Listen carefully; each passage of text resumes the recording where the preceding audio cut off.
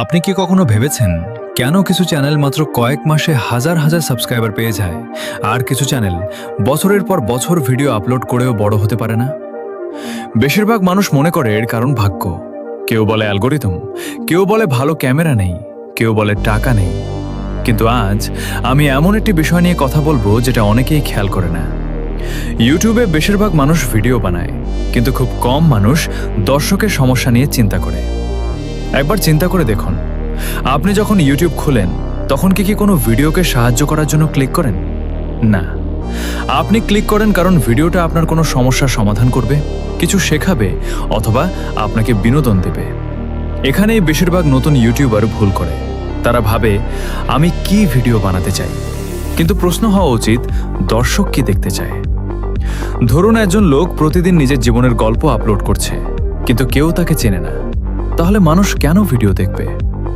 অন্যদিকে একজন লোক এমন ভিডিও বানাচ্ছে যা মানুষের প্রশ্নের উত্তর দেয়। কে বেশি এগিয়ে যাবে? অবশ্যই দ্বিতীয় ব্যক্তি।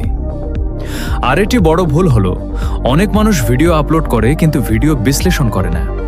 ধরুন আপনি 10টি ভিডিও আপলোড করেছেন, তার মধ্যে একটি ভিডিও অন্যগুলোর চেয়ে বেশি ভিউ পেল। এখন বেশিরভাগ মানুষ কি করে? একেবারে অন্য টপিকে চলে যায়। কিন্তু সফল ক্রিয়েটররা উল্টো কাজ করে। তারা দেখে কোন ভিডিও কাজ করেছে, তারপর সেই বিষয়ের উপর আরও ভিডিও বানায়। ইউটিউব আপনাকে সিগন্যাল দেয়, কিন্তু অনেকেই সেই সিগন্যাল বুঝতে পারে না। আরেকটি বিষয় হলো, অনেক মানুষ সাবস্ক্রাইবারের পিছনে দৌড়ায়, কিন্তু ইউটিউব সাবস্ক্রাইবারকে সবচেয়ে বেশি গুরুত্ব দেয় না। ইউটিউব গুরুত্ব দেয় দর্শকের আচরণকে। একজন সাবস্ক্রাইবার ভিডিও না দেখলে তার কোনো মূল্য নেই, কিন্তু একজন নতুন দর্শক যদি পুরো ভিডিও দেখে তাহলে সেটার মূল্য অনেক বেশি। তাই সাবস্ক্রাইবার নয়, দর্শকের মনোযোগ জিততে হবে। এখন আমি এমন একটা কথা বলবো যেটা অনেক নতুন ইউটিউবার বুঝতে পারে না। ইউটিউবে আপনার প্রতিযোগী অন্য চ্যানেল নয়, আপনার প্রতিযোগী হলো দর্শকের আঙুল। হ্যাঁ, ঠিক শুনেছেন। একজন দর্শক ভিডিও দেখার সময় 1 সেকেন্ডে স্ক্রোল করে চলে যেতে পারে। তাই আপনার আসল যুদ্ধ অন্য ইউটিউবারের সাথে না, আপনার যুদ্ধ দর্শকের মনোযোগ ধরে রাখার সাথে। যদি প্রথম 30 সেকেন্ড বিরক্তিকর হয়, দর্শক চলে যাবে, ভিডিও যত তো ভালোই হোক।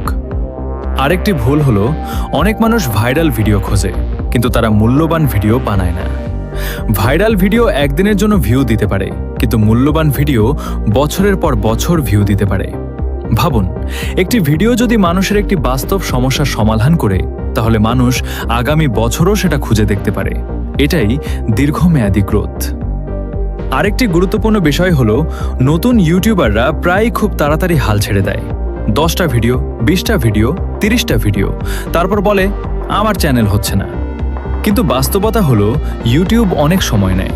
প্রথম 50টা ভিডিও আসলে শেখার সময়, সফল হওয়ার সময় না, শেখার সময়।